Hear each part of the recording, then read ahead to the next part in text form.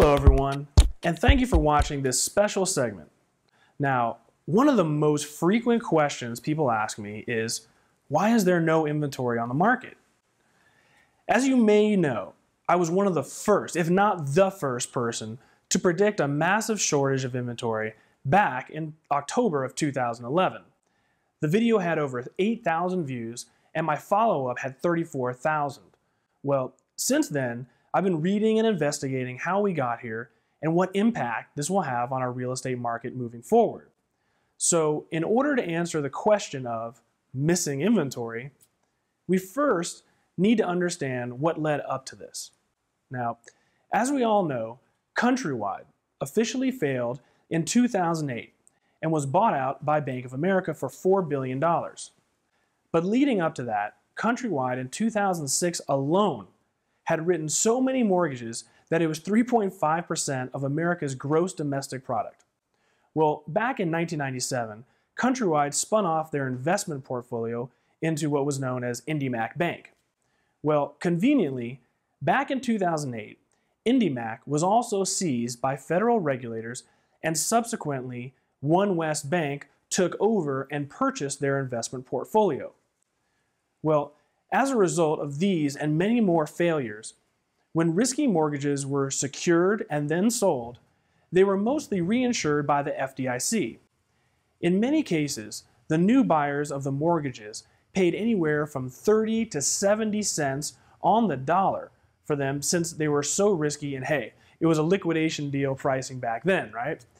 Well, back in 2007, the market was starting to free fall, and by 2008, people were simply letting their homes go, since, especially in Las Vegas, we were getting down to 50% depreciation. Well, if you remember back then, most banks simply ignored short sale requests. Loan modifications were a joke, and let's not even discuss the possibility of a principal balance reduction. We all started just shaking our heads and wondering why these banks were just foreclosing right and left, instead of reworking the loans so the bank would retain more value and homeowners had a reason to keep paying, right? Now, the only answers we got at the time were, if we do that for people who aren't paying, that will only motivate others to not pay as well.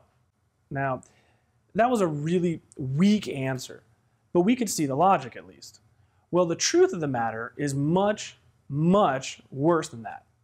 You see, when the new investor purchases a mortgage that has been reinsured by the FDIC, just like the notes from IndyMac and Countrywide, they come with what is called a share loss agreement. This is essentially an insurance policy that the feds provide against this, ugly, crappy portfolio. Well, follow me here because this gets really interesting. In the case of IndyMac, One West Bank took over ownership of the mortgages and paid 70 cents on the dollar for first mortgages and 55 cents on the dollar for second mortgages. Now, despite what the investor paid, which was 70 to 55 cents on the dollar, the shared loss program insures based on the original amount of the loan. The program is somewhat complicated and more tied to the entire portfolio of loans as opposed to each individual loan. But essentially, the buyer of the whole portfolio must eat the first 20% of losses. But after the first 20% of losses, the FDIC insures each mortgage to between 80 to 95% of its original value. So let's deconstruct a scenario here. I buy a $100,000 mortgage from IndyMac for, say, $70,000. You stop paying on the mortgage after 1 year, where I collected, say, $6,000 in mortgage payments. The house is worth $50,000, and you come to me asking for a loan modification and/or principal balance reduction. Now, if I reduce your principal to the current value, I lose $20,000 because the house is only worth $50,000. Or, thanks to my agreement with the government, I can simply ignore you and simply foreclose. I can foreclose on your home and lose $20,000 when I sell it, right?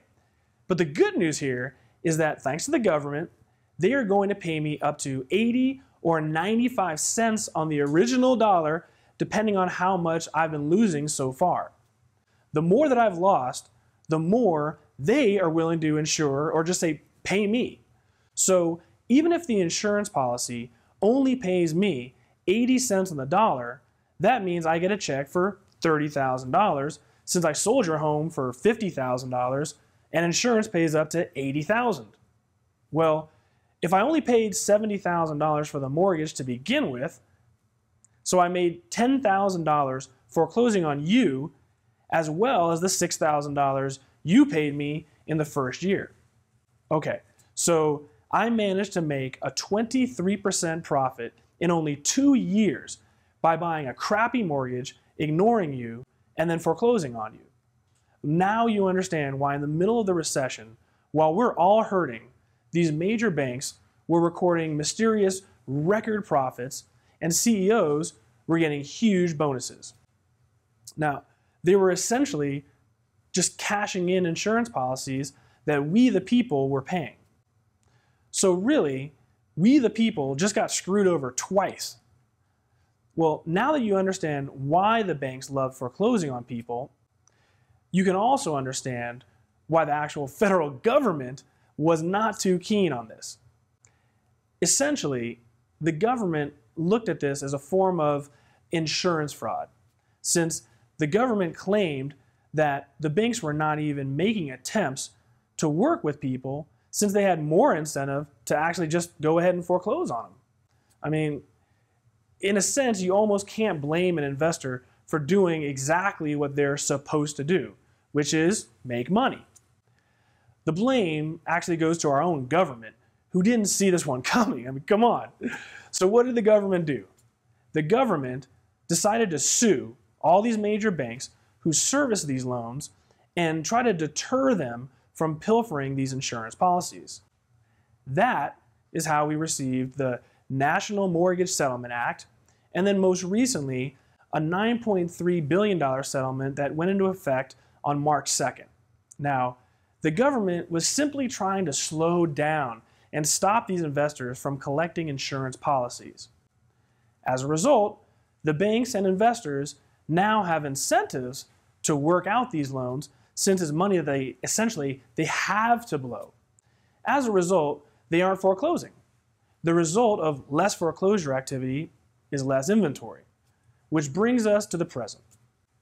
Recently, banks such as Bank of America, who have been the largest target of these government settlements, are moving mortgages over to their own subsidiary like Greentree or selling the rights to NationStar. Well, guess what?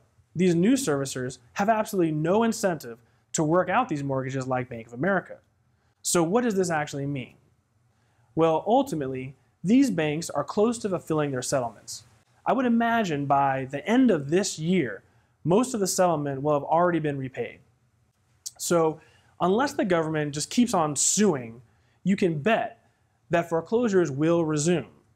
Meanwhile, in states like Nevada, where legislation has held up these servicers from actually foreclosing, you can bet that once AB 284 is amended this April, they will quickly start foreclosing again and collecting some insurance policy money.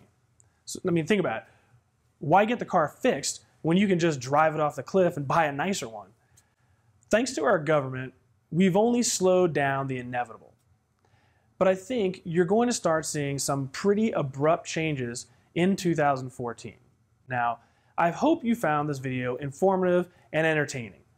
Please pass it along and be sure to subscribe to my channel for monthly updates and more informative videos just like this one. Thank you again for watching.